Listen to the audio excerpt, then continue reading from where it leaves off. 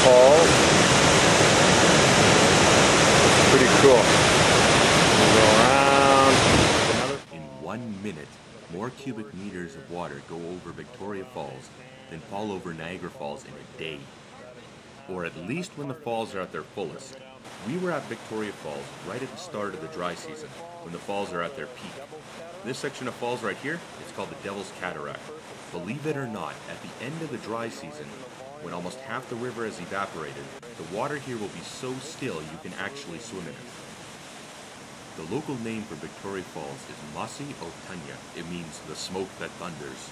The mist thrown up by this thing is incredible. Everything within a kilometer is soaked. We could only really take footage of the falls in the brief gaps created by the wind and the sun. It looks warm, but there's a really cold breeze coming off. It's very strong. The river which flows over Victoria Falls is called the Zambezi River, and it marks the border between Zimbabwe and Zambia, with roughly half the falls belonging to either country. This is the bridge that'll take you over the canyon to Zambia. We didn't get a chance to go over there, so everything we've shown you so far has only been the Zimbabwean side of the falls. The canyon carved out by the Zambezi River is give or take 120 meters deep. Now if you're anything like our family, you can't look at something like that and not think, I wonder what it would be like to jump off that.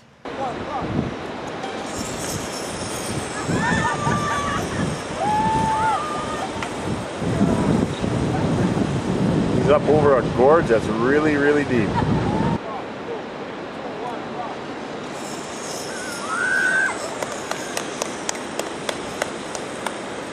There she goes.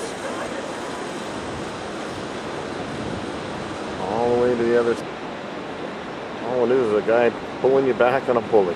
That's it. That's fire, or flying fox. 5, 4, 3, 2, 1.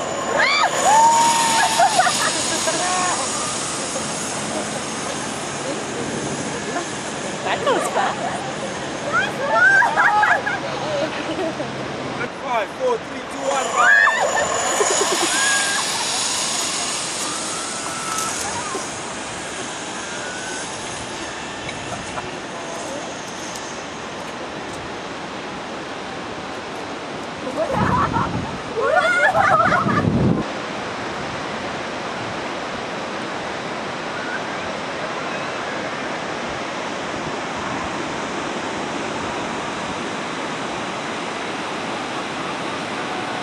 Just to let you know where Dave is, look at that.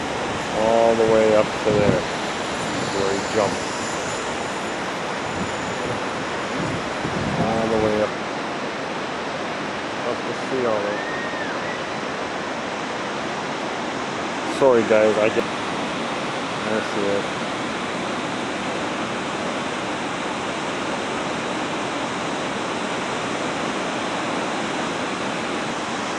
Give you an idea where she is. Down there, and she jumped from way up there. 3 days after we arrived in Victoria Falls, we flew back down to Johannesburg. We had a whole nother day before our flight was to leave, so we decided to go on a tour of the nearby township of Soweto. Soweto is an acronym which stands for Southwestern Township. During the apartheid era, Soweto was a part of Johannesburg sectioned off for black people only. Nowadays, it's pretty much like any other township. You have rich areas, you have vast swaths of middle-class suburbia, but there are also large sections of it that are underdeveloped. It was through one of these sections that we went on a walking portion of our tour. We were invited into the house of a woman who seemed to know the guide. That house on the right is shared by her and her 4 grandchildren. The house on the left is on the same lot, but it's owned by a different family. We spent about 5 minutes there. She showed us around her house and we asked a few questions.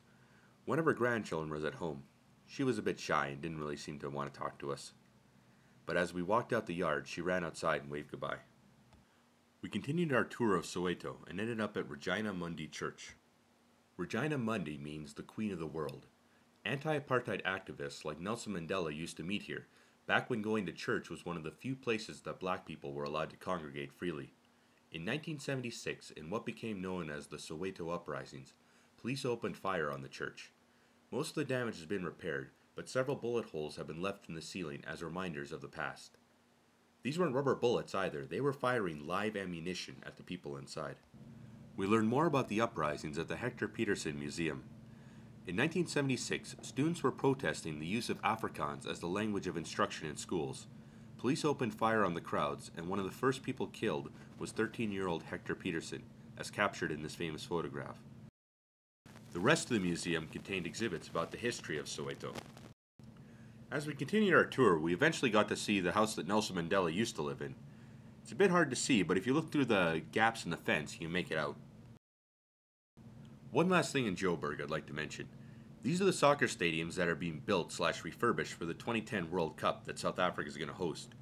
Everywhere you look, you could see advertisements, billboards, product placements, something that's celebrating this event.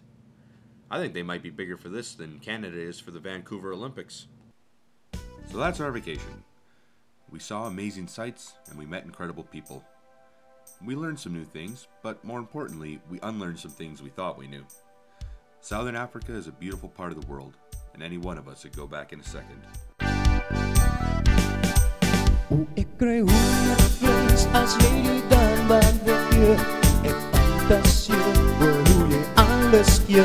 En as jy uitdaag en die lyf so lekker swai, dan raak ek mal. Sonder jou is die dansbaan verlore my nooit.